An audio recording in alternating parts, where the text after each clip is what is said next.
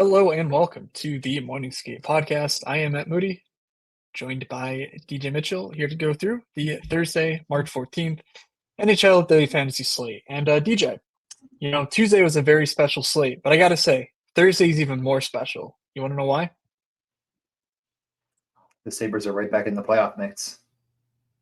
No, it's because I'm doing a damn podcast after the debacle that Tuesday was. I should have just hung them up. It should have just been my retirement. I leave, go home, nothing matters. Just play the most owned guys and win. But no, we're getting right back in the saddle.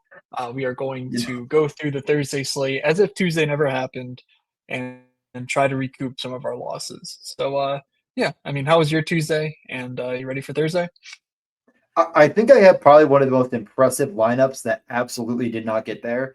I had the Kaprizov, Kurashev, Byram, Bedard lineup that had a combined, I believe, 7 points with it. Just an unbelievable showing to get 135 and get 7 points from the majority of your lineup. Yeah, no, I basically thought I had the nuts. When I thought Kaprizov had 3 points, I was like, oh my God, did Boldy and Eriksson get there? They did not. We'll get to Eriksson. It was a bad slate. I don't know. That's about it. I second that. Yeah, I mean, we have 12 games here on Thursday. We're actually recording so early that I don't even know what the contests look like. So, yeah, let's just say there's $700 million to first place on Thursday and get into things. Anything else you want to cover before we go? I know you did your Tuesday night Zamboni stream that people should go watch over on YouTube. Anything else?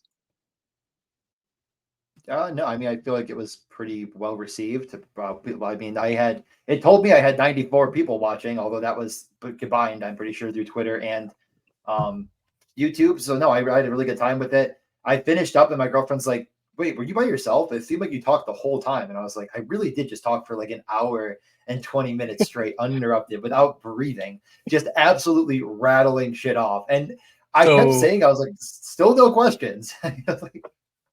So was it one of our phone calls or? Yes. It's one of our phone calls, but I'm really mad about something that doesn't matter. So every time I bring up, and I'm really mad about something that also doesn't matter, but I'm too polite to hang up. Right. No, it is. Yeah, it was a lot of fun, and I really want to do it again soon. So we'll discuss. I might honestly do it tomorrow on both Thursday, or if I don't do it Thursday, I might do one on like Sunday or something. So we'll figure it out. You want me to rattle through these games? Yes, let's do that. Game number one, the most important game of the entire night, is the New York Islanders going to Buffalo to take on the Sabres. Sabres are very slight favorites at -105. It's a 6 over-under as a pick 'em. Game two is the Florida Panthers at the Carolina Hurricanes, a real playoff matchup. The Hurricanes -122. It's a 6 over-under, -105 on the over, so not a very high total.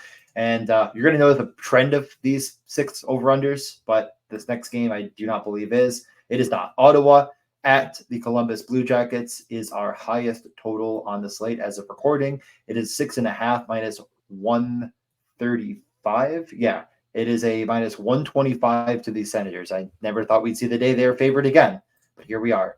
Arizona goes to take on the Detroit Red Wings. -170 on the home Wings to get off the schneid. There's 6 straight losses, 6.5 over-under, -115. Not really sure who's going to score those goals, but we'll see. Boston goes to take on Montreal. It's a 6 over-under, -105 on that over. Boston a -225 favorite in this one. We get the San Jose Sharks taking on the Pittsburgh Penguins once again in immovable objects. I don't know. There's a saying out there somewhere. These teams both stink out loud. Yet -278 on the Pittsburgh Penguins right now at home to win, and it's a 6 over/under at -122. We have the New York Rangers taking on the Tampa Bay Lightning in Tampa. A dead pick-up, -110 on both sides, 6 over/under, -115. Toronto goes to Philadelphia to take on the Torts, if you will. It's a 6 over/under, -118, and a +120 for the home Flyers, -142 for Toronto. The New Jersey Devils, another team that could really use a win, go to take on a Dallas Stars team that just showed everyone they're definitely a cup contender. As everyone was thinking, Florida felt pretty unbeatable. They took care of them. Minus 180 for the home Dallas Stars and a 6.5. Finally, back on the 6.5s over unders. I think that actually makes some sense. Minus 108. Anaheim. If you're talking about terrible teams, you cannot do it without talking about the Anaheim Ducks after getting shellacked by the Blackhawks.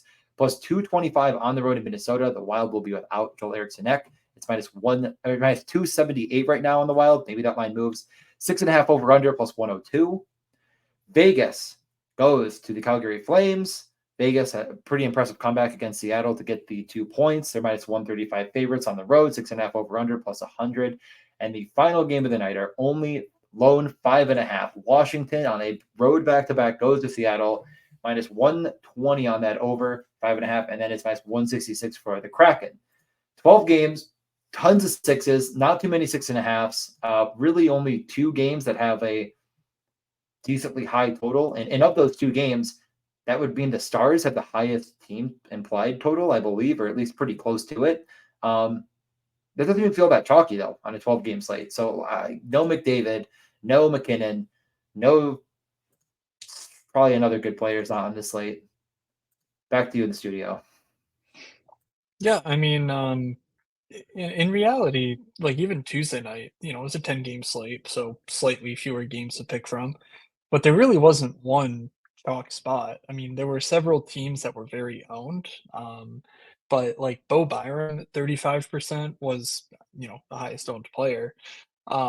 Which, like my complaints about that aside, of course the guy scores twice for the field and whatever, like, a very good game was not out of the range of outcomes and he was too cheap for the role. But of course him burying us to that extent was, very unlikely. But like there really wasn't like one spot you had to go to as far as ownership was concerned on the Tuesday slate.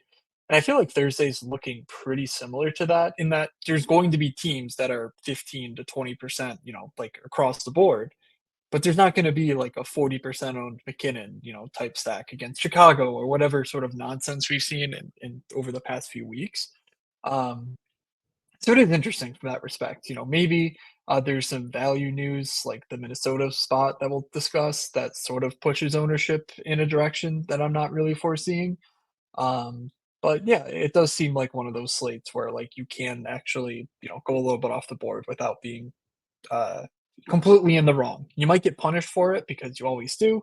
But let's first get things started with a message from our friends over at DraftKings. Of course, the DraftKings Sportsbook is a sponsor of the Morningscape podcast. The astute listeners among you may have noticed that I completely forgot to do the ad read on Tuesday. Thus, I had to manually insert it. And let me tell you, I hated that. So we're doing it live. We're going to continue to do it live until someone offers to edit the podcast for me because I don't want to do that. Anyway, we know hockey games move fast, but with DraftKings Sportsbook, an official sports betting partner of the NHL, you can score faster than anything happening on the ice. This week, new customers can bet $5 and get 200 instantly in bonus bets. DJ ran through all of the games, all of the lines. I guarantee you can find something you like across 12 games, not to mention all the player props that DJ is also tweeting out with regularity. So you can download the DraftKings Sportsbook app with code THPN, the Hockey Podcast Network, THPN. We know that you likely have a DraftKings account if you're listening to this DraftKings Daily Fantasy podcast, but get someone you get someone you know, get someone you love, get someone you hate to sign up, and use code THPN.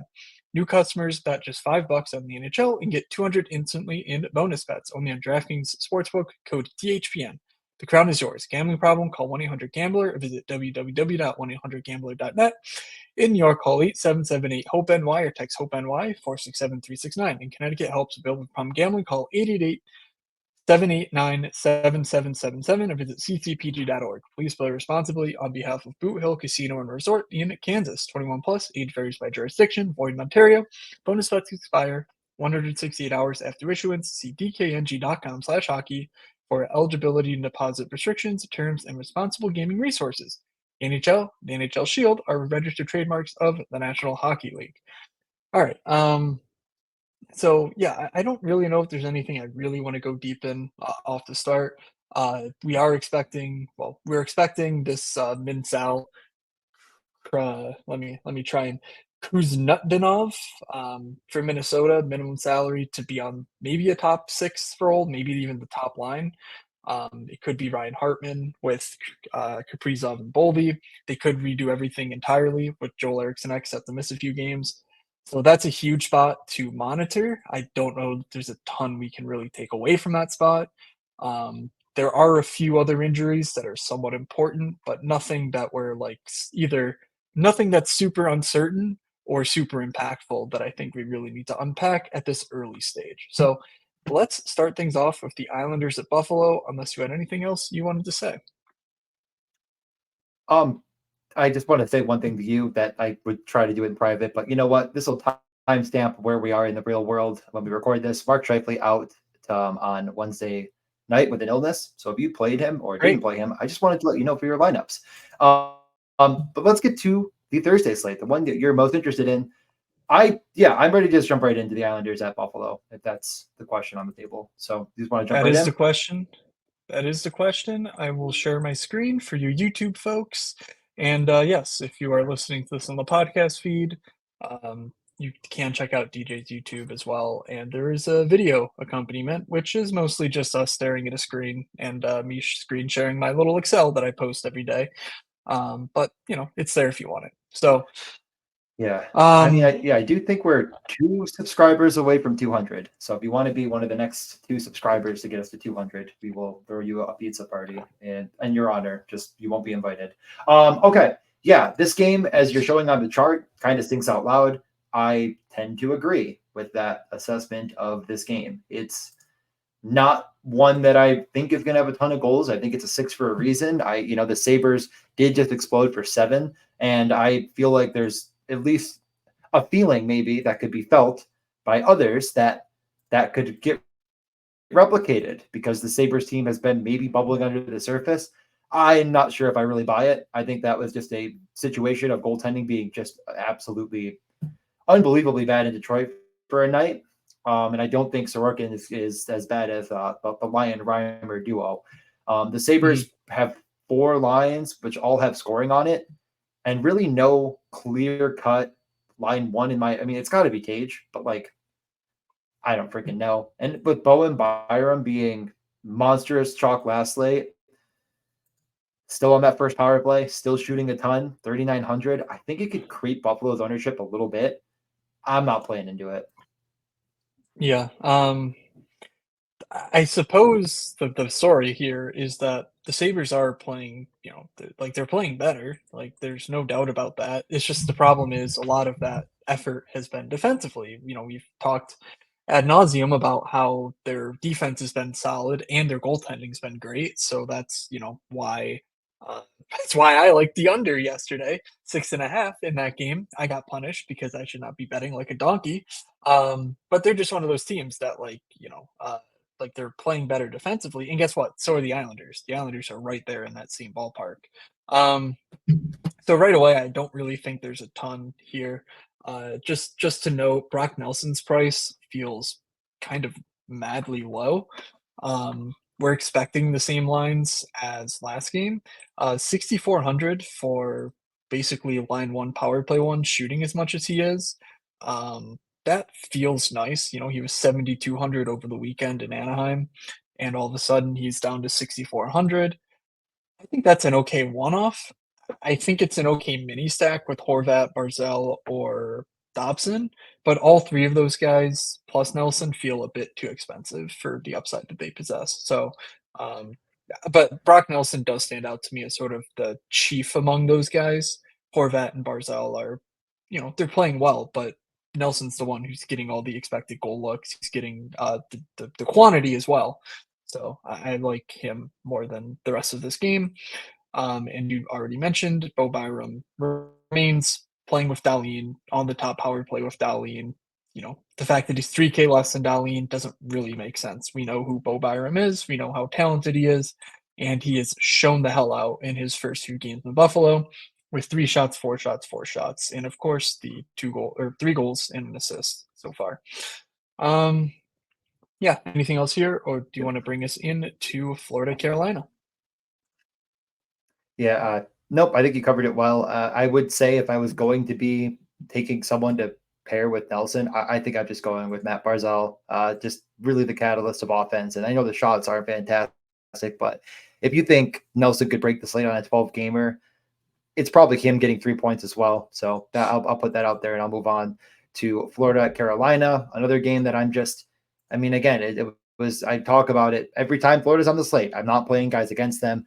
I don't really see much of a reason to do it here. This Carolina team has picked up better players, and those players are involved, certainly. And Kuznetsov is likely, if he keeps his role exactly as it was, too cheap at 3,100. So, sure.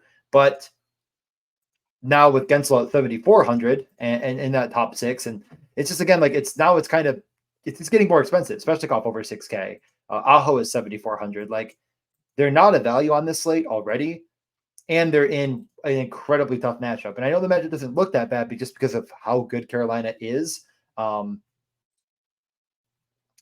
so that also takes away from Florida, who on the other side is getting more expensive for good reason. They've been world beating, but man, I don't really know what I play into here other than a game which I feel like is going to be 2-2. Yeah. I don't know. Both these teams are so much fun that like it makes me want to like look through the pricing and just say like I don't know. Like it does feel like there's value here. I guess is my main problem. Let me blow up the salaries a bit more for you.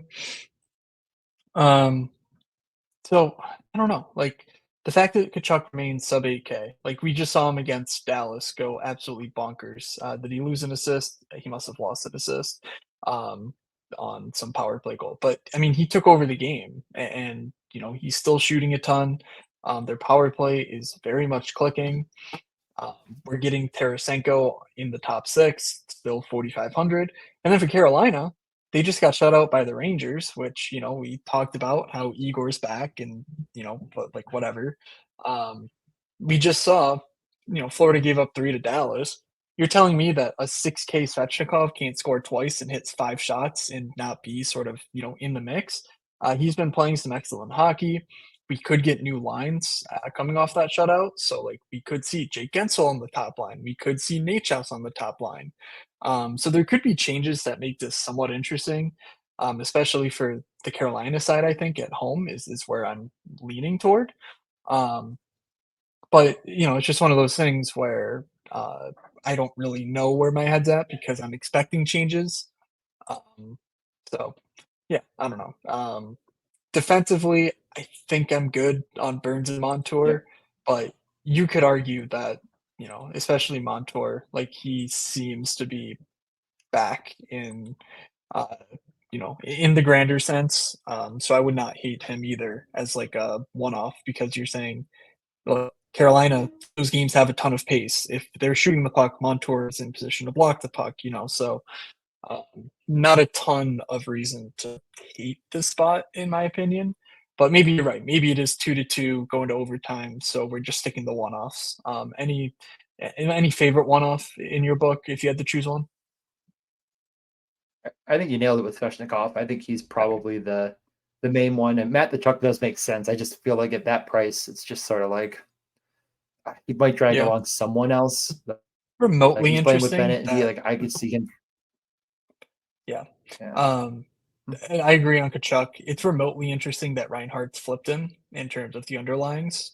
I'll need to look into what exactly is driving that. It could just be primary assists. It could be the fact that, you know, maybe Reinhardt's actually getting more shot attempts through or taking more shot attempts than, you know, he has been historically. So that's kind of interesting because he's always been, I mean, he's still overperforming what he's been putting up, but to see him this high on the list is also kind of a surprise given where he's been most of the year. Um, Also, wait, so I'm really stupid. Florida came back and beat Dallas, and I literally did not say they I said did. Dallas won that game. I think I Oh, started okay. recording right around the time You it was did. 3-1. I thought the game was over. It, Wow, I it was literally three just looked. I'm nothing. like, how this is wrong. It says that Florida won, and I just went and looked. I truly did not know until right now. Florida came back and scored 2 power play goals in the third period. 3 of their 4 goals Yeah. came on the power play. Like, again, Yeah. I do No, think that's kind of part of it's. I'm definitely not going to play this game, so I'm going to move on to the next game, which I like. And Vegas also agrees with me. I do like this game a bit more, but it's a little bit difficult to figure out. On the Columbus side, Chinikov is not going to play tomorrow, which means that we'll definitely be getting new lines. I don't think we saw them yet. Columbus had 4.5 expected goals against Montreal and had 0. They hit the post 5 times in that game. Nylander, tons of power play shots. Borensky he had about 0.79 expected goals on his own as a defenseman, shooting from absolutely everywhere. Montembeault completely stood on his head. Like I said, Chinikov got hurt. That did move up Nylander to the top line with Jenner and Gaudreau. Top line, top power play, all correlated. If that does stick, which I kind of expect it to, that might be interesting to me. Nylander up to 4,800, but with that kind of a role, well, I was playing Chinikov at like 200 cheaper. Why would I not? So 4,800 Gaudreau, 4,800 Nylander, and albeit way too expensive 6,500 Jenner. Maybe you just don't play Jenner and you say, screw it, I'll play Werenski at 6,400. He is actually worth that price. He does have double bonus upside. I think that's totally fine. So I am interested to see, first off, if that is what we get, because if that is what we get, well, who the heck is in spot of 9 now? Corrali played with Voronkov and Texier, Sillinger, fixed Wolanski. I mean, it's just a bunch of kind of garbage and nobodies. They're playing Sillinger, Nylander, Gaudreau, Jenner, and a little bit of Voronkov and Texier. Okay, I know where I'm going. I mean, the correlation's really good. The matchup's really good. I don't think Columbus is terrible. And they're putting out these guys largely with Werenski because they have to find someone to produce offense. So the correlation feels very, very good to me.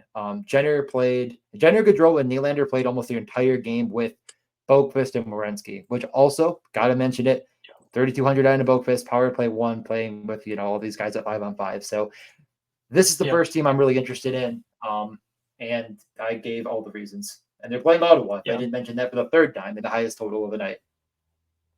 Boqvist is almost certainly a bit of a trap. He's been in this role for a while and does next to nothing with it.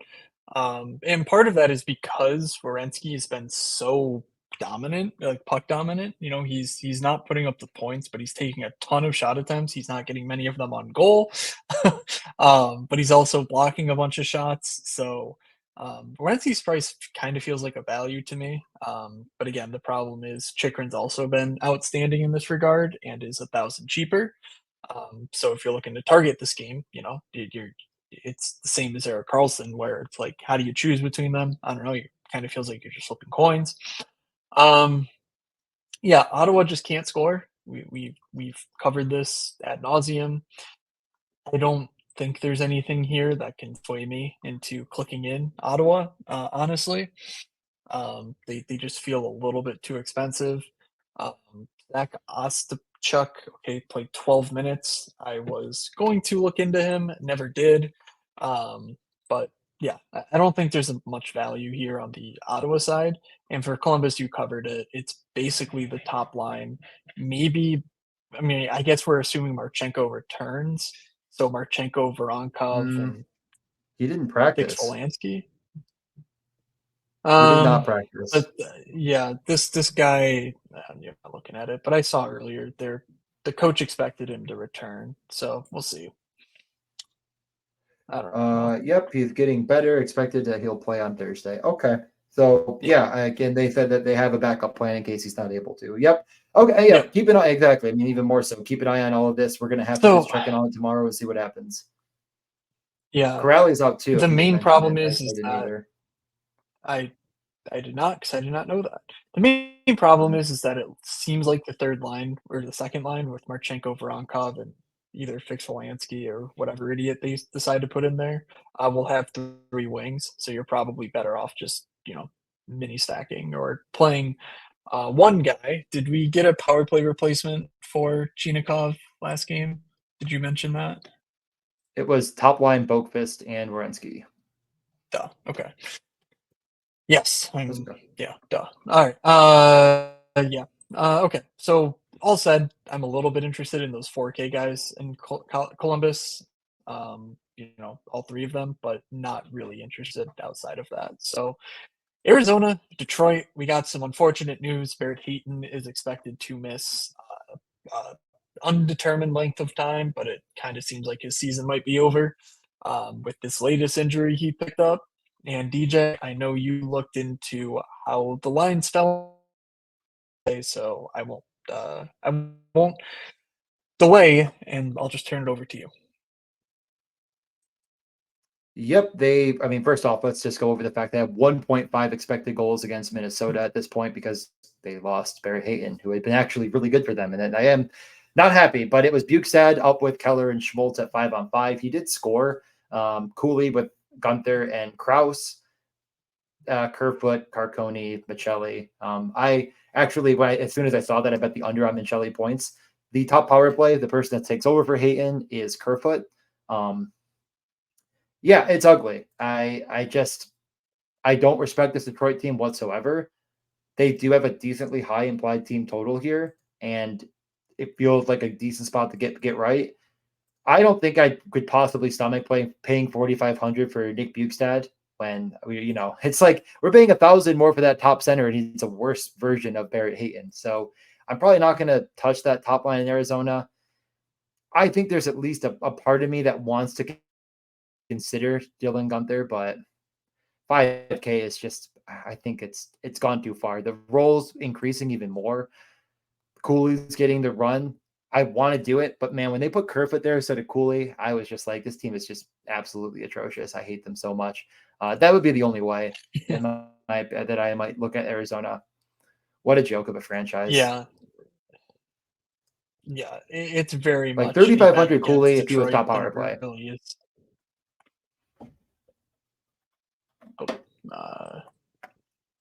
You hear what Yeah. I said or no? Yeah. Okay. But I anyways, just think keep going. I believe it's my internet that's dying. I think I have too many windows open trying to screen share and everything. And I was trying to refresh Twitter on the 7:30 slate here. So anyway, basically a bet on Arizona is mostly a bet against Detroit. Detroit is flatlining. They're giving up a bunch of chances. They're giving up dangerous chances, and their goalies are even worse than those expected goals are. Um, Arizona is doing nothing of the sort to deserve consideration. So the fact that there's a couple cheap options, I suppose, brings them a little bit into play, like the Kerfoot that you mentioned. 3,800, Cooley 3,500. Like theoretically, even Bukestad, I guess, is kind of the value. I don't know. Um, but really, the field is going to go to the Detroit side of things. Yeah. I don't know if that's right or not, but like it's going to be the case that Patrick Kane is very popular. Um, I just have reservations with that, honestly. Like if you want to play Robbie Fabry and hope that he plays more than 13 minutes, given whoever the hell he was on a good line. I know that. Well, not anymore. I mean, I Is don't that know. true? He was with He's the with Brinket. the Brinket Yeah. Cup. I don't know. Whatever. Sure. It's better Yeah, than it sure. was. He's top power play. Yeah, I I mean, guess you're right. yeah. I don't Yeah, know. I that's don't what know. I mean. This Detroit team doesn't have That's a what I would do. number two. Yeah, this Detroit team doesn't have a number two center, let alone a number one center. So, like, Comper's a Mhm. good number three center. He is not a number one center. And here we are. It's, Perron, Comper, Raymond as line one. And I think the reason they're doing that is because they're kind of saying we need Kane and DeBrincat to carry two other lines. And they can't. The Kane is not able to do that anymore. And DeBrincat absolutely never was able to carry a line on his own. So Yeah. I just have no interest in this game, I think is really what it's coming down to. People are going to flock to the Red Wings and they're going to talk themselves into that Yeah. hogwash I just named, that absolute garbage. So stack through the power play. And like you're saying, that brings Fabry into the mix. I'm Yeah. not going to The do it. God, I hate the fact that when I click on whatever, it's changing my screen share. So I don't think Perron comp for Raymond is all that interesting. I get that they're the cheapest line. I think they're going to be way overowned for the offensive upside they have. Yep. The fact that Rasmussen, Veleno, Kane, and DeBrincat Cop Fabry together is somewhat interesting. I just wanted to sort of point out that like Joe Veleno is, I think he's like 23 now, and I don't know, he was a first round pick. He was not really heralded. He was a 30th pick, but like he was a pretty decent guy overseas before he came to the NHL. And since he hit the NHL, he just hasn't done much of anything. I'm basically sharing his uh, I-Corsi 4 and his primary points are very poor in the NHL, but in his final SHL season, he was a shooter. He was producing points. Like, he was doing all the things you would want to see from a 21-year-old at the time. Um, Rasmussen is kind of similar in that he was an early first rounder, but I mean, he's a big boy. He's more of the defensive guy. And Veleno, too, has been typecast in that way, but at least Veleno has a bit of that upside, in my opinion, in his profile. So if you're playing Patrick Kane, I like it with Veleno. I'm not sure I would play Rasmussen at all. And then Comp and Fabry, we know who they are as NHL players. If you want to play them with the Brinket, I think there's value there. It's fine, but just know that you're eating ownership to a bad team that's absolutely flatlining at this point in time, against another bad team that just lost their number one center. So um, Yeah. let's keep things going into Boston, Montreal. Sure. Boston is going to keep the lineup the same, but the power play will change. It's still going to be DeBrusque, Coyle, and Marchand, but now they're all power play correlated with Pastrnak and McAvoy, which means Pasternak's still kind of out there on his island, still that one-off piece. I have to assume he's got to be the most one-off player by just such a substantial margin, and there's absolutely nothing wrong with it tonight. There's not a lot of big spend-up options. Like there's Kucherov, there's Jack Hughes, there's Kaprizov, and there's Pastrnak, who's the most expensive of the wingers. So Matthews makes the list of guys above 9K as well. Not as many as normal, still a number of guys, but let's think which one of them is in the best matchup. Maybe Kaprizov, maybe, but I think Pasternak's also in such a good spot here. Could you consider just stacking through that power play and saying, who really cares? If I'm playing Boston, I'm just going to play Pastrnak anyways, and 6,300 Marchand, 4,500 DeBrusque, and 5K Charlie Coyle. 6K McAvoy feels a little bit excessive with how he's been playing as of late. So, yeah, I mean, any thoughts on how you would play Boston if you were going to, and are you even considering it? Um, I'm honestly not. Like, Yeah, easy Montreal has answer, just been honestly. playing like they've been playing really well. Like, Nick Suzuki and his line have been good. Newhook has been good since he returned from injury. They're not a pushover. Like, it's certainly a good matchup for like Pastrnak, but you're paying 9,700, so like it's not a great matchup. It's not like you can't replace his points with other guys or going down to the mid tier. So I think I'm okay with it if Pastrnak buries me. I don't even think he's the most like I don't really think he gets a ton of ownership either. Maybe I'm wrong there, but like I think like 10 to 12% is like his ceiling, and then his line mates go lower than that. So like if you have a strong conviction, by all means, it makes sense. But this Boston team is not generating a ton in general. And this Montreal team is actually limiting chances against to an extent we have not seen from the Montreal Canadiens in quite some time. So um, I don't really like this game much at all. The Yeah. prices all feel a little bit excessive. Yeah. Um, I think I zoomed in too far here. Um, but like you just scroll through the pricing, I don't really see anything that stands out as value outside of again maybe another like one-off Slavkovsky who just continues to produce. I don't know how safe that is though. So I'm good fading a 7,200 Cole Caulfield. I'm good fading 9,700 Pastrnak, and the centers are all just they're stacking only in my estimation. And of course, Mike Matheson, McAvoy. These are like two of the main guys who I'm like, yeah, they're 6K because of their roles, but they're not playing like it right now. So I'm just going to keep fading them until they drop to 5,500, and then maybe we get back on board and hope for like the rebound as far as their shots and blocks go. All that to say, Yeah. not that interested. Let's keep it moving.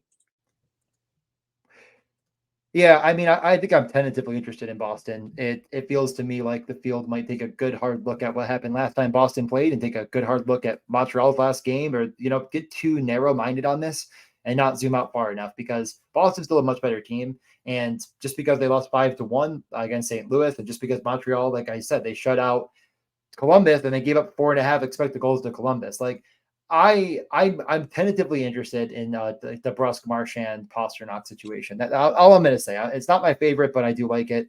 And let's get into more chalk. Let's get into Pittsburgh San Jose. Let's keep it moving. Yeah. I mean, what the hell is there to say? Brian Rust will Pittsburgh. be owned. Yeah. Pittsburgh People might believe. literally scored 1 goal against the Ottawa Senators, and they're Almost just going to won. be piled on. Like, I don't know. Michael Bunting has a 4-shot and a goal last game, 18 minutes. He's 4,300 against the Sharks, who just gave up like 40 shots to the Flyers. Just Yeah. I don't know, man. This team is just an absolute joke. I'm trying to wean myself off of Pittsburgh. I feel like I was playing them a bit too much throughout the season. So this feels like a really good spot to just try and get right on them and say, nope, let the field do it and just let them eat the sadness. So one, are you paying 8,500 for Sidney Crosby?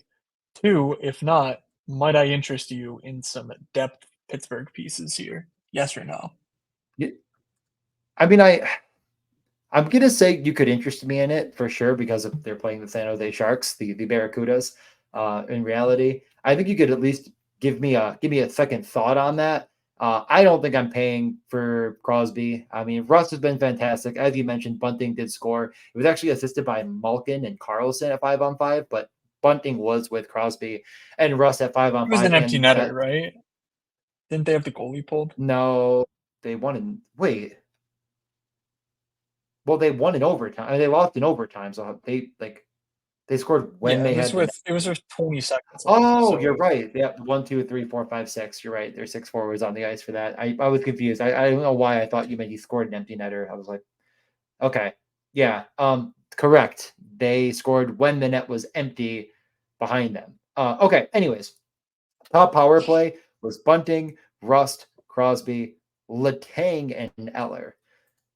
Now, part of me thinks at first of like, well, why not get away from some of that Pittsburgh chalk with a guy like Lars Eller? But then if Lars Eller is actually getting there on this slate, he could be bringing some of them with him, at least a little bit, especially at lower pricing outside of Crosby.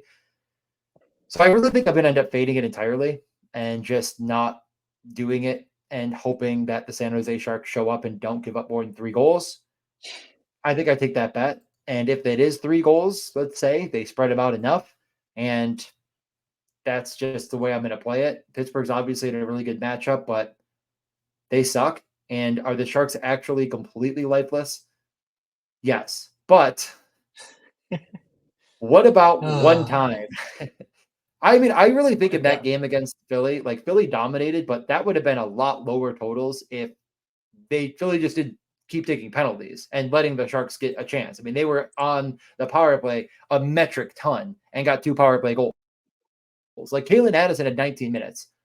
That's how many minutes a power play run they had. Like it was insane. Not 19. I'm saying like the fact he almost got to 20 is very indicative of the amount of penalties the Flyers took.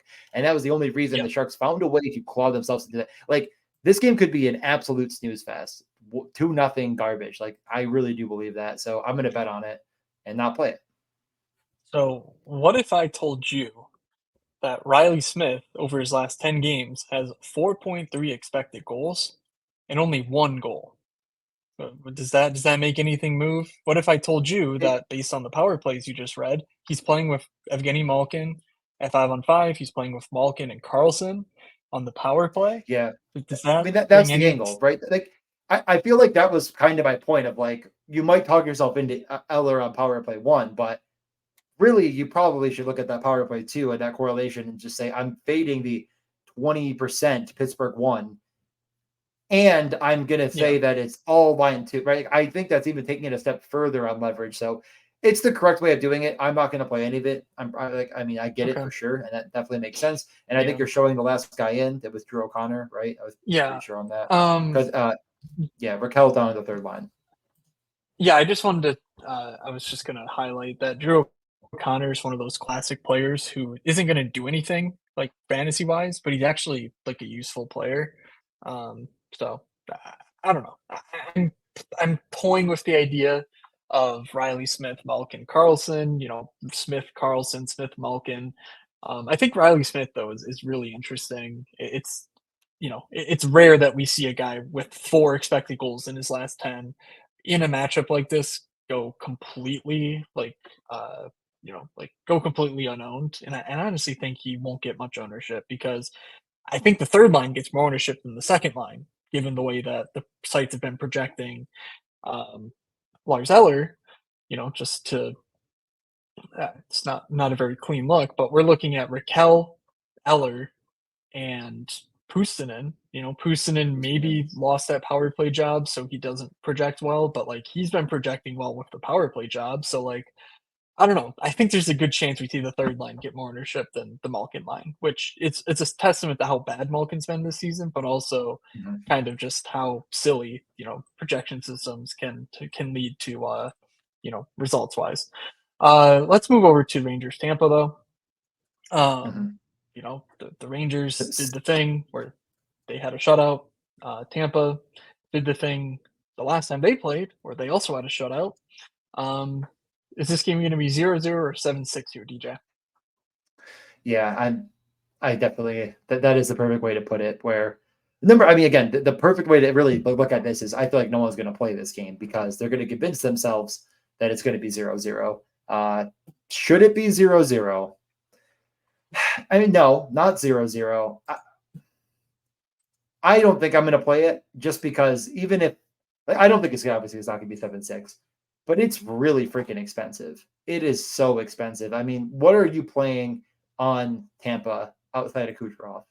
All right, you're not. So you're stacking around Kucherov. You're spending all your cap. It's still not a great matchup, but that's my preferred side here. If you're playing the Rangers, I know, Mika Zibanejad finally had a game. He finally against the Devils where he scored a 5-on-5 goal, and he got his 5-on-5 point. He was useful. He had 7 shots on goal. Carolina, he looked useful again. He's 62. I'm still not going there. Like I don't know if it's it's probably not the Jack Roslovic effect that's doing that. Like just a little bit of good run. And I'm just not paying all this money for Panarin and Trocheck in a matchup I think is even worse. So the only interest I really have is through Kucherov, but I'm probably not going there and spending that price on this slate. Just not interested. Yeah. Um, I'm driven to agree with you. I got interested over the weekend to sort of plot Kucherov's season today because I know at some point I mentioned how basically Kucherov like started the season super hot with his shots and that tapered off. And he had a few smash spots in the past, few weeks. He went on a run where I think he had like 8 points in 2 games and 10 and 3 or something like that. And he had a bunch of shots to go with it. So I just kind of wanted to get a visual of like what's actually going on. I posted this in the Discord over the weekend again, but when you plot Kucherov's rolling 5 game shot attempts by from start to finish so far this year, we've seen his level not really reach where he was in December, where you're looking at averages of like 11 shot attempts per game. I broke things out by 5-on-5 in the power play, and it's just down. It's not bad. Of course, he's Nikita Kucherov. He's still an awesome player, an awesome shooter. 8 shot attempts is absolutely nothing to disregard entirely. But it's not the elite levels that we saw earlier, where he cracked 10 regularly. All this, that, the other thing. And I just don't think the matchups anywhere close to enough to spend this sort of money on Nikita Kucherov. So sadly, I'm just out. Yeah. And then you mentioned the Rangers side, like, yeah, Zibanejad's the only value, and if you're betting on And him being a resurgence after 1 game, I mean, I've got a bridge in Brooklyn to sell you, so, um, I don't know. Let's, yeah, well, yeah. actually, the Rangers without Trouba. I don't know Can I anything can I to ask can I ask something? Is that really a sure. saying? I have a bridge in Brooklyn. There's no bridges in Brooklyn. Is that the joke? The idea, the um, well, Like I so thought the it was joke is like a mountain in Iowa or something, or I don't know. um, well, I think I there's thought that was similar like veins. So okay. the one in Brooklyn is like the Brooklyn Bridge. Oh, do you want to Mhm. buy the Brooklyn Bridge from me? And then you go, yeah. And then I go, okay, give me $5 and it's yours. And then you give me $5 and I'm like, huh, there you go, you have it now. And you're like, what? You didn't give me anything. Yeah, I can't get. The idea is I don't own the Brooklyn Bridge, so like when Yeah, I someone was sells you confused. the Brooklyn Bridge, I thought the joke was that it's not in Brooklyn. I was like, it's the Brooklyn Bridge. no, Are you saying okay? I think they're the two. I think I actually don't know if I used the joke properly. It wasn't really a joke. It was just a off the cuff What's the remark. But joke?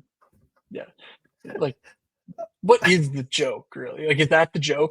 I don't know. Yeah, I really wanted to. I was sitting literally like I almost started sweating, being like, "Is there really not a bridge in Brooklyn? Is the Brooklyn Bridge in like Yonkers?" I just had no idea. I was like, You like frantically googling, like, oh my god, did "I someone take gotta out the go, Brooklyn Bridge? sir." Okay, let's move on to the defense of the Rangers. The Yeah, you defense know of the what? Brooklyn Bridge I've is me. I'm reconsidered. defending the Brooklyn Bridge. I'm defending the Brooklyn Bridge, unlike you. And the Rangers are defending Sure. NY. There's no quit in NY. Tell me more about the Troubleless Rangers defense. We're right I back on I track. I don't have anything else to say. Actually, I've determined that there's nothing worth adding to this conversation. So, um, oh wow, look at that! Congrats, Adam Fox, for hitting Yeah. 22.5 for the first time in his fantasy career. Yep. I know he 28 scored. blocks. 28 blocks. Yeah, Wait a second. he's blocking the puck. He had 5 and 5 back-to-back games. I did notice that. I was gonna bet it. Like I was With gonna bet that, and then I said he okay, might not play, and I was like, wait, is he hurt? And then I just ended up not betting it and playing Keandre Miller, and that went swimmingly. Keandre Miller had a blocks bonus, and that was it. But still, um, wait, the team isn't very good. They have the block shots. They're giving up a ton of shot attempts. Like they're just playing good enough defense and getting bailed out by goaltending right now. And that's why I'm like, maybe I could play Tampa. Like that's exactly what I'm saying, but it's not like it's cheap. It's the value Tampa Bay Lightning with 9,600 Kucherov. Like again, we're just walking back into the same problem. And Kucherov is not a value. He's not been playing well. He's been worse. We basically are yeah, just going to circle back in the same conversation as we look at why the Rangers defensemen are playing well. So yes, you're yeah, correct. Bet their blocks tomorrow. yeah. You like them I so wanted much. to see because historically Fox is not the main PKer. Like you see, this is Hockey Viz. Mhm. I wanted to see if without Chuba, like if before Chuba went out, he wasn't getting a ton of PK run, but he was. He was just getting a Yeah. normal PK shift. Maybe there's a slight thing where he's playing slightly more defensive minutes without Chuba, but there's nothing really to say that there's a reason he's blocking all these shots. So I don't know. It's interesting, I guess. Sub 6K, that's usually a good trigger for guys who are really good hockey players. Like, no one's Yeah. ever said Adam Fox is not an absolutely wonderful player. It's just that he doesn't really create much fantasy value for himself. If you want to take a plunge based on this, the fact that he might have 7 points just insta locked plus his power play role and shots, feel free, but certainly not anything I'm going to discuss further. So Toronto at Philly. Toronto is going to be without Mitch Marner. I believe we saw Kelly Yarncrow on the top power play. DJ, could I interest you in some top power play Kelly Yarncrow possessing the puck, passing the puck to all of his friends? The four-headed monster of actually the three-headed monster of the Toronto Maple Leafs, Nylander, Matthews, and Riley. I don't know who John Tavares whapped in the nuts, but he is officially Yeah. just never seeing that. I mean, I'm interested in Toronto. I really am. I mean, the explosiveness of Austin Matthews on this slate is, I feel like pretty unmatched. Not entirely unmatched, but pretty close to unmatched. And I don't think he's going to get a ton of ownership. He hasn't had any peak games in his past 5, 6, 7, 8. Yeah, it's been 8 games since he's broken a slate. Um, Am I really afraid of the Philadelphia Flyers? Not really. Number one, as I mentioned, they're kind of a team that will take penalties. It's not that they're the reason it really, if you're wondering, you might be thinking, but was that really all that replicable? Well, they only have like 2 NHL defensemen right now. Everyone else kind of sucks. Like Zamula almost play, and he's their 3rd highest minute defenseman. So York and Sanheim are going to be out there a lot, but when they're not out there, it's rough, and they are going to be swimming. And they know what they're going to do. They're going to say, "Where's Ryan Pooling, Carter Hathaway, and Noah Case to take on Austin Matthews?" So I do think I'm in on Toronto 1. I've already mentioned some value I really like, and that's where I stand right now. I'm going to see how I can fit it and match it because, again, I don't think it'll be that popular because people still think Philly is very, very, very good defensively, and it doesn't look like a good matchup on paper, but I think it's actually a little bit better than you might think with all these injuries that just kind of came up. Yeah, like Noah Cates is a genuine lockdown defender though, so that's a little bit like Nah. I don't know. I'm a little bit worried about that matchup, honestly. Like, um, the other thing is with Yarncrow and Matthews, Bertuzzi was with them at 5-on-5. Tavares was back on the PP1 though, so not full Oh, he is. correlation. I think I'm most inclined to just do Riley, Matthews, and Yarncrow, but that I don't know. This is an interesting spot from an ownership perspective. Certainly, um, I do feel like with Yarncrow there, they're going to be pretty popular. And so I'll probably just try and hit the perfect 3 rather than include Bertuzzi. Again, it's the information's out there. 4,800. I doubt he gets much. Like I doubt he gets a ton of ownership as a result. Like people will go to Tavares and Nylander with Matthews and Yarncrow as well because there's value there. Um, in the Yarncrow price, it just kind of feels like you play whatever you want on the Toronto Power Play 1 and you keep going. That's about it. I really want to say that someone on Philly's a good play, but I don't know. How do you Mhm. pick between Konechny, Tippett? Can you play both of them? I don't know. It's Yeah, you're tough. right. Okay. So Bertuzzi, Matthews, Yonkirk. I mean, yeah, if you're playing Matthews, you're just probably playing both of them. Yeah, This gonna be a lot of thought tomorrow on this. I don't know. I did not see their lines today until you just said that. I was going off last game, and that is true. Tavares, Domi, Nylander. I am gonna really think about this. I honestly could just see myself playing Austin Matthews and moving on. I'm gonna think about this. This is giving me a lot to All think right. about. Well, happy And no, happy that I'm our first look podcast convinced you to think about the slate, DJ. Yeah, no, that's really interesting. Yeah. No interest in the Flyers, but like could I consider Cam York still double bonus last game 2 points? Maybe, but God, he's getting I pricey at really want to. 4,600. Yeah, I know 4,600 is about right. That's kind of the point. Like he yeah, was priced way too cheap, and now he's correct. So I'm yeah. not considering him. Um, and he'll probably block a lot of shots still. So the Devils You know, are going down to Dallas. you know what? Screw it. Philly. We're going right back to the Philly well, folks. Cam York, Well, uh, that's right. Owen Tippett, Travis Konechny. I think you can pick 2 of them and have a genuinely powerful mini stack. Um, again, Yeah, I do worry about this actual matchup line that Philly has. They've been dominant since they've been put together. Um, you know, it's not their goaltending has failed them, and they might fail them again here. I don't know. But man, these Philly guys are just so reliable. They play so much. Um, Mhm. like Tippett Konechny, rocks. Tippett, Yeah. I mean, I and just York. Like and they were all together on the power play as well. So yes, just right, a right. lot to like. And I don't know.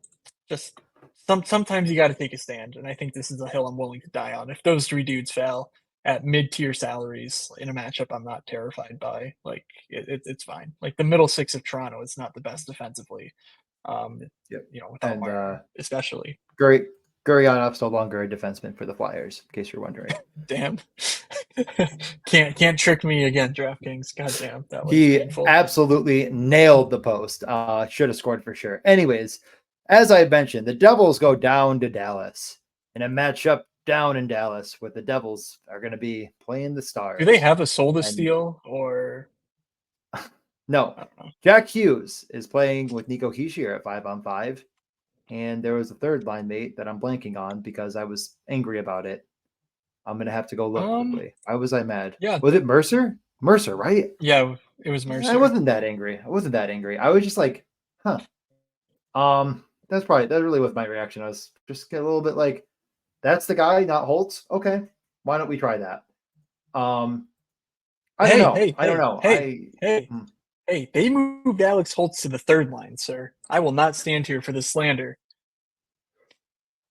I'm not trying to slander the great name of Travis Green too much yet. Only a little bit as of now. I Oh can't. Lord. I certainly can't absolutely bury the lad until I've seen a little bit more. I mean, he kind of seems like he doesn't know what he's doing, but I'm going to give him a little bit of time. Let me just Yeah, pull up the lines. that's So Siegenthaler out with he literally got his head absolutely bashed by an elbow of Rempe. Haula, Timo, Brat. Yeah, I don't know. I mean, I'm not playing the Devils against Dallas, so why am I even doing this? We're giving you the yeah, news. that's I'm not playing it. Cool. that that's where I'm at. Like, yes, the line rocks. Hughes and Heischer are a lot of fun. Guess what? New Jersey's not Florida. Dallas had Florida on the ropes. They let them go. Happens. I'm not worried about them defensively. So, sorry, New Jersey. You'll have to beat me another day. Kind of interesting. Nemec and Hughes paired together at 5-on-5 Yeah. defensively, but again, we've talked about so many mid 4K type options. I don't think Luke Hughes cracks that for me. On the Dallas front, Wyatt Johnson continues to get it done, puts up another 16.5 last game, averaging 16 DraftKings points over his last 10 games. Even when you take out the 54 burger, like, I mean, this dude is not in the single digits at all in his last little stretch here. Just so happens to coincide with the arrival of Logan Stankoven, Mm. who just continues to shoot.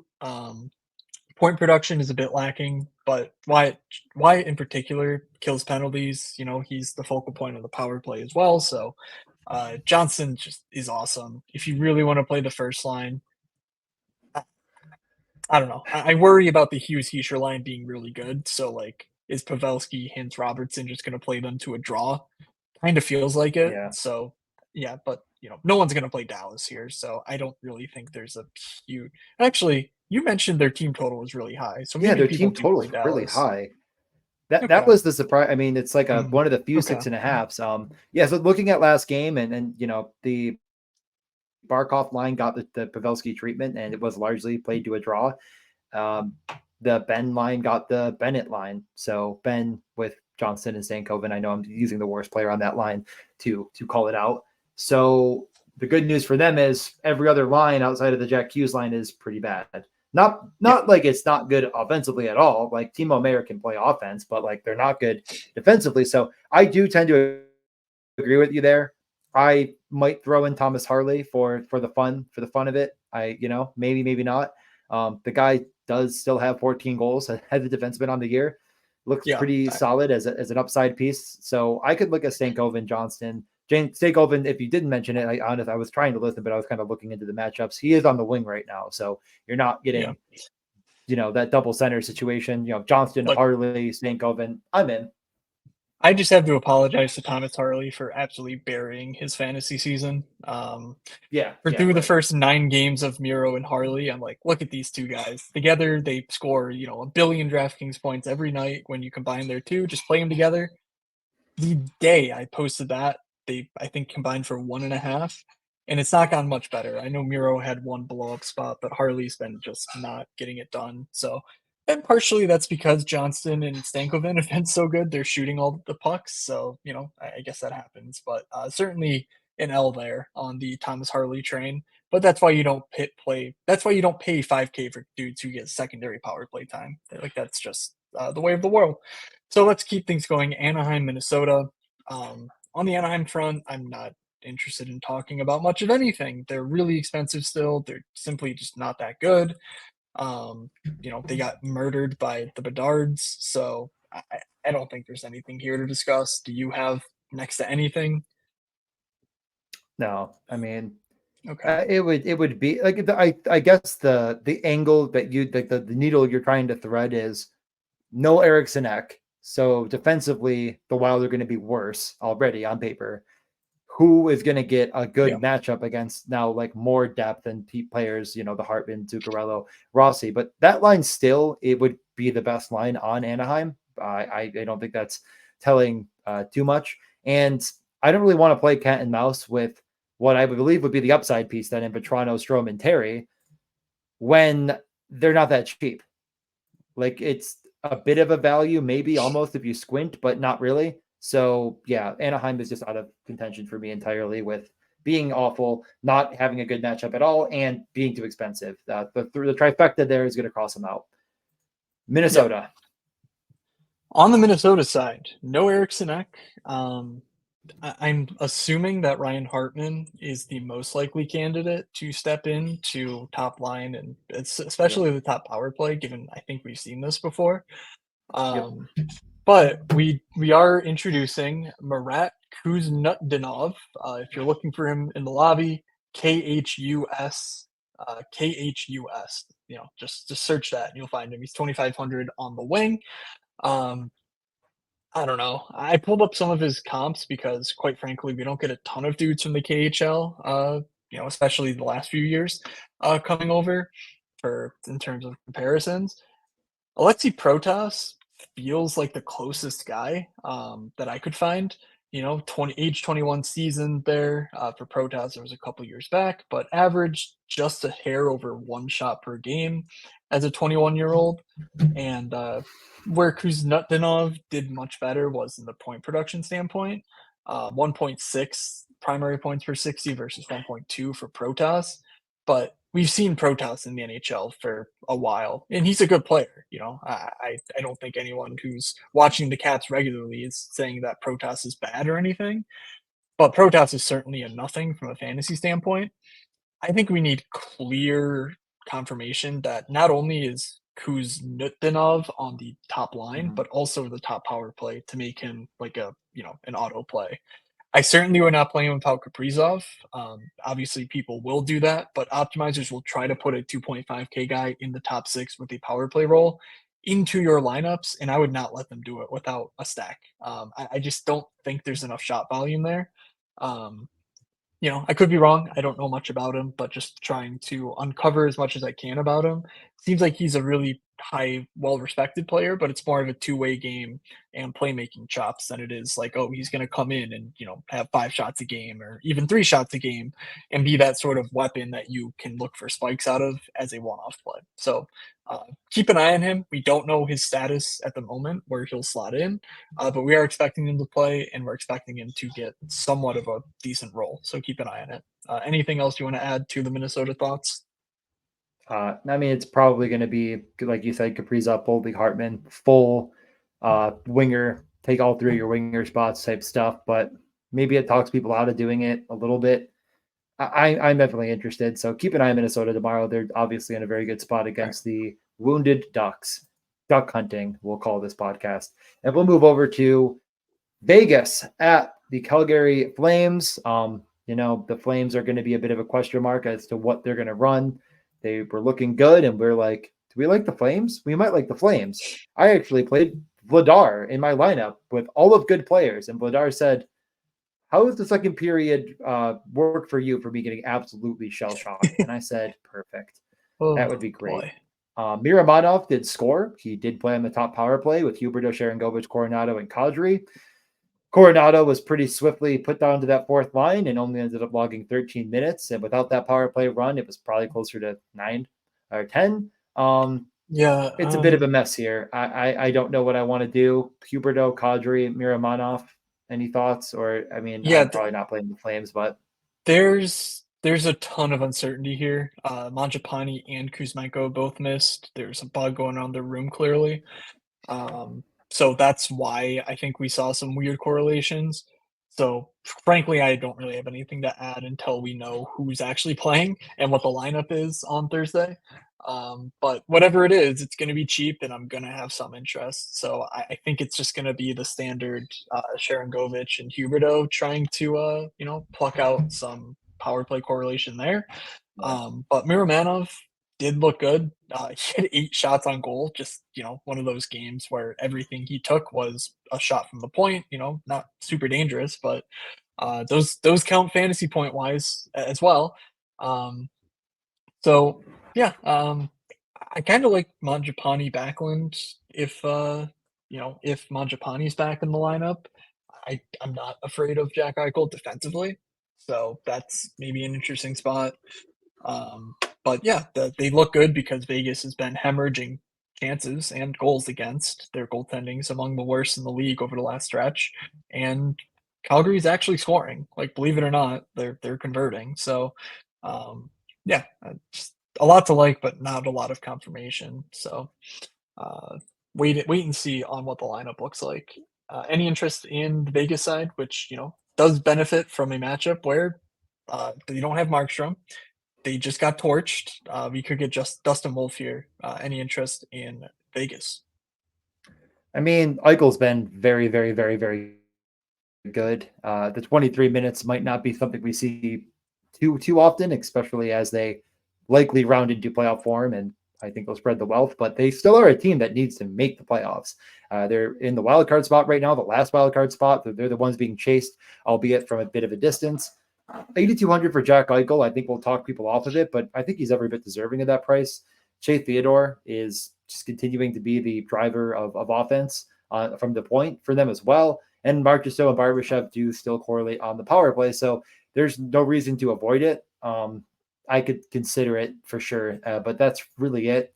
I know William Karlsson had a pretty nice little game for himself, but I'm not trusting Amadio and Dorofeyev to be lifting him very much. Those are a bit of, all around kind of placeholders. Like, once Hurdle returns to the lineup, you'll probably see Karlsson move into a more defensive third line role with better wingers around him, like Stephenson and stuff. And this Vegas team could end up being a lot of fun in the playoffs. But as of now, they are really relying on that top 4 guys I mentioned. And that at least is interesting because it is stackable and there are plenty of options to fit that all in there, even with Theodore coming up in price.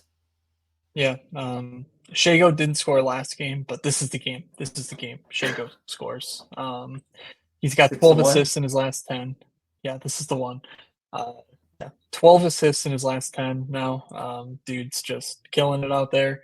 He's shooting a ton. He's just not getting any goals to show for it. So I think that changes here. But yeah, hey, maybe Dustin Wolf is actually the franchise savior that they drafted him to be, and his first few games were just a fluke. Yeah, 67 shot attempts, no goals. 1.2 expected goals. So not like it's crazy that he's not scoring, but yeah. So let's go over to Eh, Washington, Seattle, our final game of the night. Washington on a road back to back here. They're playing Edmonton. We're expecting that they will get Tom Wilson back. We don't know what the lineup will look like. Yeah, I don't think there's much to say for Washington because we just don't know. We don't know much about what their lineup is. Defensively, I think they're getting Baravari back. So just, I don't know. Even their depth is taking a hit as far as punt D. And on Seattle side, we know that McCann and Burakovsky were among my favorite values last slate. I think they're on that list again here. Nothing really changed. Burakovsky scored. The minutes were a bit concerning, but I mean, that's the Seattle experience where just somehow they give minutes to the least deserving guys imaginable, like Brandon Tanev. So, any thoughts on this game? I feel like this is one that I'm just going to end up Xing out. There's just a lot of value I like on the slate, and this game is pretty ugly. Lowest total on the slate for, I think, pretty good reason. Washington is not fantastic, but I do kind of still respect them defensively. They return Theravari against Edmonton, so assuming he's back, I think they have a pretty good 6 defensemen, and I think that Vegas is still spreading it around a pretty good bit. Like, now they're deciding that Beniers and Everly need to play a whole bunch. It's not really that interesting to me. They were on what I Yeah, would consider the top power play with McCann, Tolvanen, and Schultz. And it's just like, what are we really doing? I mean, I guess they have a coach that should have been fired years ago. They went on a God run last year, and now this guy is still just out there completely just fucking around. Yeah, it's I not just stopped fun. playing it. All right, So no. let's And yeah, that's let's it. Yeah. let's just stop beating the dead horse and do top stacks, guarantee goals, and we can get out of here. So, uh, everything we covered, anything that jumped to mind as your favorite stack of the night? Um Yeah, I think I'm gonna say my top stack is that Columbus one with Werenski. I mean, all four, but if I had to take three, I'd just take out Jenner. So Nylander, Gaudreau, and Werenski. It's again, it might not feel like that. That might not sound like a ton of value, but honestly, that in my opinion, that's really, really good value for those three. Okay. Yeah, no, I get it. I'm just gonna stick to the top of the expected goals chart. Pittsburgh. I mean, we talked about Sid, Rust, and Bunting. I just think they'll be too owned. I think the third line gets a lot of ownership, and Riley Smith's numbers look really stellar. So give me Riley Smith on the second line with Malkin and Eric Carlson. We mentioned Eric Carlson flipped to the second power play unit last game. Just so happens to be with Malkin and Smith. They do split those units. The number one unit is the number one unit. I'm not disputing that, but a minute hits, Sid's getting off the ice. So, I think there are outcomes where this stack becomes the stack you need. But if it's not, I think this stack is more than likely to keep you on pace than Pittsburgh one, where if this game is 2-0 and that stack kind of fails, you're totally cratered. But if you get one goal from Riley Smith, you can survive, with a Carlson blocks bonus and a Geno assist or something well enough. So I like that. I think it gives you some ownership leverage. And it still gets you exposure to this matchup against a San Jose team that stinks. So got another stack for me here. Yeah, I think I'm going to stick right in the mid range again. My goal is like I kind of have come together with the idea of can I fit something with Austin Matthews, and I'm not sure. I mean, it just wouldn't be Harley in this situation, but Johnston, Stankov, and Harley, I'll say. I don't think I'm affording Harley and then Austin Matthews as well, but let's just go with it for now. I think let me just take a peek if that's even remotely possible. But again, that's kind of like what my brain. Yeah, I don't think it's going to work, but that's basically where I'm at right now. Of like, how can I play that Dallas, or maybe not Dallas, but as of right now, I think that Dallas, I'll call it two, with Columbus one and Austin Matthews. That's sort of where I'm playing around with this build. So there you go. All right. Your thoughts? Yeah, I'm just gonna move on to my next deck. Sorry, I don't Yeah, have. I feel like I gave a lot of perfect. thoughts on this slate, honestly, and a lot of thoughts to your thoughts. Anyway, um, I do think I want a piece of this Carolina action. They're at home against Florida. Fool me once, fool me twice. I believe the last time these two played, it was a 1-0 game. Obviously, the Rangers just shut out Carolina, so maybe the Carolina Hurricanes have a scoring problem, but Andrei Svechnikov at 6,100 is actually playing some really good hockey. Uh, I think he gets on the board here. Unfortunately, I'm not sure who to stack him with, so maybe this was better guaranteed goal. But Sebastian Yeah, Aho and Evgeny Kuznetsov, I think, are both really interesting. Um, so just considering the power play exposure for both of them, I imagine Aho, Kuznetsov, and Svechnikov is a nice little fun stack. And this game would not surprise me if it were another 4-3 game like in Dallas, where you kind of thought it was dead, and then it sort of blows up into something a bit more fun. So, um, yeah, just betting against Bobrovsky's absolute god run he's on as well, because Florida's not playing great defensively at the moment, and adding Tarasenko to your top six is not likely to help matters. yeah. I do think we honestly nailed throughout our stacks very good guaranteed goal props and like Nylander and Sveshnikov, and I mean honestly whatever you want to do on Pittsburgh. What was your Pittsburgh stack again? Smith, It was Malkin, Carlson. Malkin, Carlson, right?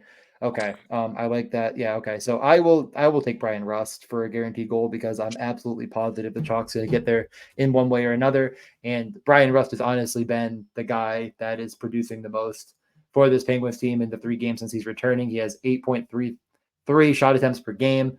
Almost averaging a 3/4 of an expected goal on his own, and that's probably because he's playing with guys like Crosby. So whether he, hopefully he scores just one and Pittsburgh wins 5-1 and your stack still gets there. But yeah, I'm gonna take Brian Russ. Last time we were 2 for 4, by the way, with Igor Chinnikov getting hurt. We always pick one that gets hurt, so try to pick that one that gets hurt and take him out. Yeah, But for sure. Bedard and Wyatt Johnston got there. I mean, our child kings. I'm gonna go Brock Nelson, 6,400. Gets Buffalo. Son of a gun. This Buffalo team stinks. People just don't forget Whoa, it. whoa. This Islanders one is really good. Brock Nelson is just simply too cheap. So let's take that, and that leaves me 4,600 for my next one. So I have 4,200, I believe, 68. Yeah. Yes. 4,200. 4,200. That is a price. That is certainly a price. Do you have someone while I look around? Yeah, sure. I will go with Tom Wilson. I believe he's back again, so if he's not, whatever, sue me. But he's been playing well.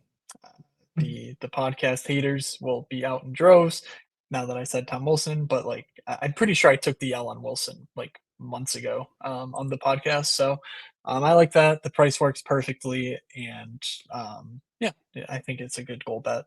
So give me Man, Tom Wilson and Brock Nelson. the perfect play is Riley Smith, but boy, have I already taken a guy on that team. So yeah, boy, this is an ugly range of garbage. I think I'm just going to take one of the Red Wings because there's a ton of guys down here in that range. I think I'm just going to I'm going to take Lucas Raymond. I know it's 200 off, but I'm going to do it. The dude does not Cheat. give a shit. Yeah. I mean, Whatever. it's either him or I go down to Whatever. Perron. If you want me to go down to Perron, if you can convince me to go down to Perron, I Yeah, will. Marco Rossi is also interesting there. Yes, I yeah. don't know what the Rossi was top the line looks other. like, but he's been shooting a decent clip more. If Rossi's on that top line, 100% going to switch it over. So why don't I Yeah. either Raymond or I'll switch to Rossi tomorrow? Yeah, that's a good call. 29, yeah, sure. 29 shots in his last 10 games for Marco Rossi. Yep. Certainly The a minutes have good been clip there. better than his season to date. All right. So that should do it for us. Be sure to follow me at Fake Moods over on Twitter. DJ's at DJ_Mitchell94. The podcast is at Morningscape Pod. DM one of us if you want in on the Discord. And thank you to DraftKings for sponsoring this show. DJ, anything you want to say before we go? More streams to come, more Zamboni drafts coming. Definitely jump in those lobbies every night at 9 p.m. Eastern time. This will be the first one I'm not going to do. It's the first one we're really doing because I have hockey to get to right now as I'm finishing up recording. But Yes. 9 p.m. every night if you want to draft Zambonis, and I'll just keep tweeting that every day around 9. Hey, draft time. Come on in. Water's fine.